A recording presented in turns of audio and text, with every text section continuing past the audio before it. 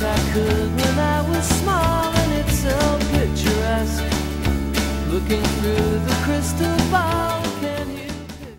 Ciao and welcome to Gio's Paintbrush, where 5 minutes is all it takes to be blown away by one of the world's greatest artists.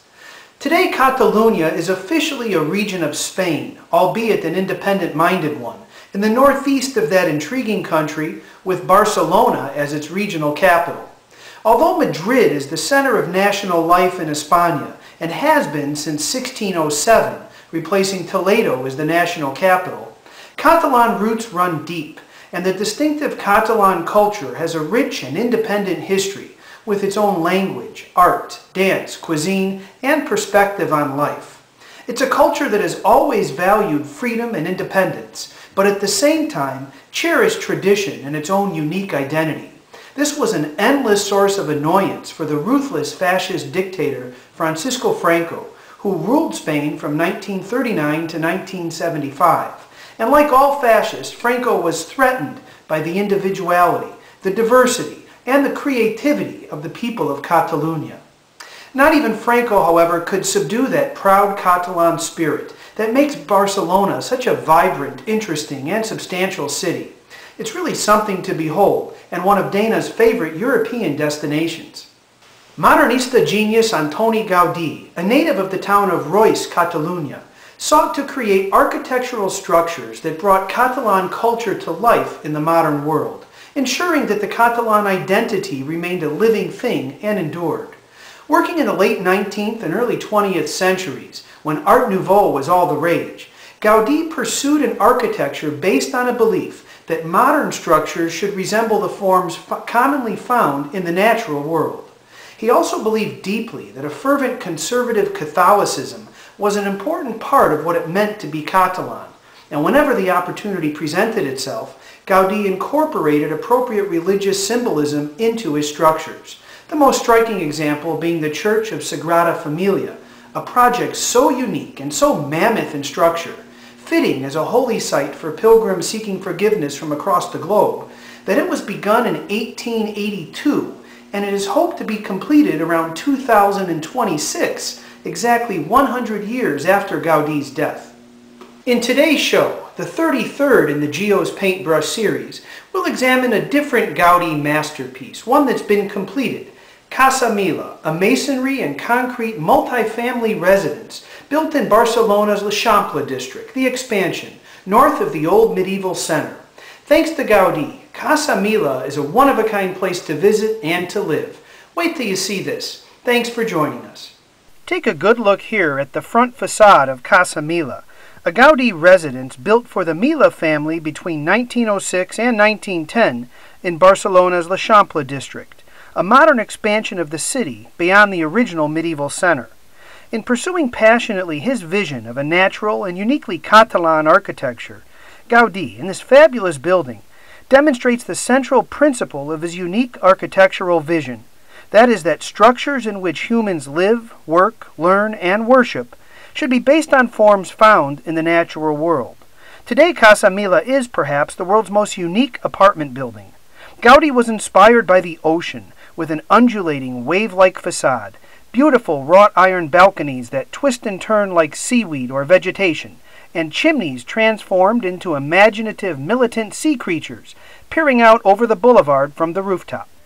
The soft, warm, earthy colors employed by Gaudi reinforce his notion of the deep comfort, safety, and sense of place, of home, human beings enjoy when in natural, almost primal settings, familiar to us since our beginning. One of Gaudi's contemporaries, thinking of the importance of natural forms and materials in the Catalan architect's work, once said, Gaudi was not an architect of houses, but an architect of grottos, not an architect of temples, but an architect of forests. And one can certainly see the influence of forests in the unfinished interior and entryways of Sagrada Familia, where the columns supporting the roof are formed like enormous trees, and in Barcelona's Park Güell.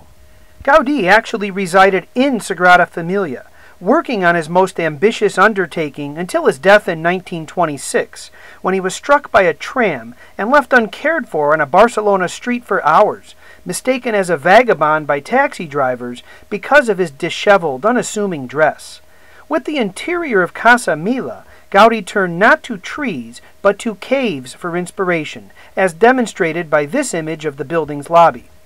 According to Claudi Alsina, a mathematics professor from the Technical University of Catalunya, the curves Gaudi employed in his arches and sculpted ceilings, including parabolas, cubic parabolas, ellipses, and hyperbolas, reveal a tremendous mastery of geometry.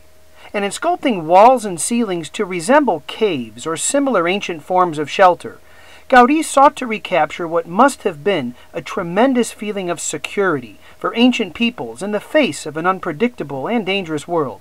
It's as if you're nestled in a beautifully simple, warm, dry cocoon, without any sense of being boxed in, trapped, or confined, at once safe from nature and with nature.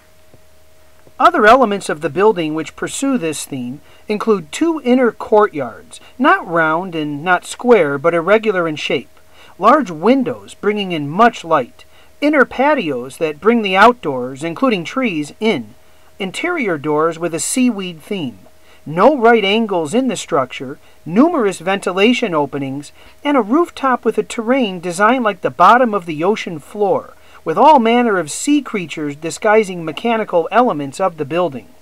Today, a standard floor in Casa Mila contains 4 apartments, each with 2 bedrooms and shared access to the front of the building, creating an unusual layout for each floor, nothing like a box or grid, in keeping with Gaudi's original intentions.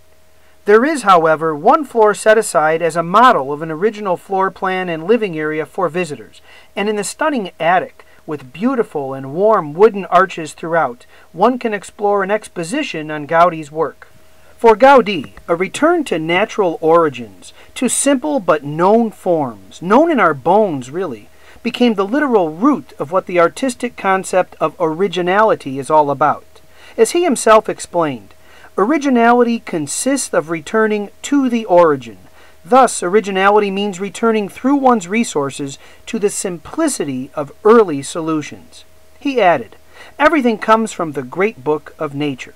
And I have to say, when Dana and I toured Casa Mila in December of 2008, this building, for all of its unusual detail and eye-catching, maybe even shocking elements, really did possess a sort of indescribable feeling of familiarity, of knowing, and a cozy, at-home sense of comfort and security. While your mind sort of races from one feature to the next, trying to make sense of it, to find a point of comparison, to understand why, your feelings, well, in an odd and surprising way, you feel at home. Casa Mila is affectionately known as La Pedrera by the Spanish, or loosely in translation, the stone quarry, so called because of the huge quantities of stone. Note the natural origins of this building material, always important for Gaudi, used in constructing its facade.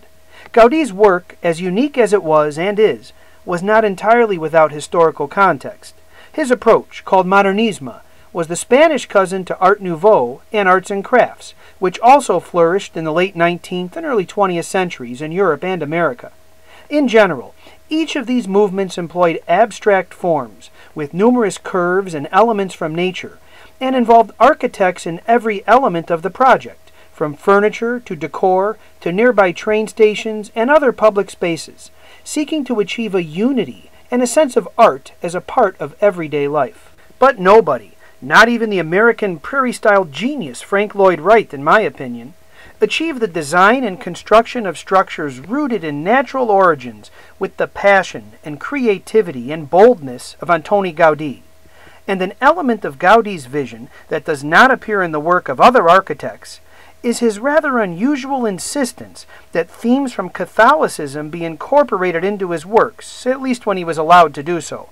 While Sagrada Familia is the most obvious example, Casa Mila does include an inscription of a prayer from the Rosary on its facade, and Gaudi intended to place an enormous statue of the Virgin Mary, flanked by angels, on top of the building, standing watch over Barcelona's expansion, until the patrons nixed the idea, out of fear that anti-clerical residents of Barcelona or anarchists might respond with violence to the building or its occupants. This decision caused Gaudi, never the easiest guy to work with in the first place, to quit the project. To him, the establishment of a uniquely Catalan modern architecture had to incorporate the region's conservative Catholic tradition. And whatever one's opinion of that insistence, Antoni Gaudi, like the unique culture that produced him, was a fiercely independent and creative spirit that just could not be subdued. Thanks for joining us. I can picture it like I could when I was small, and it's so picturesque, looking through the crystal ball.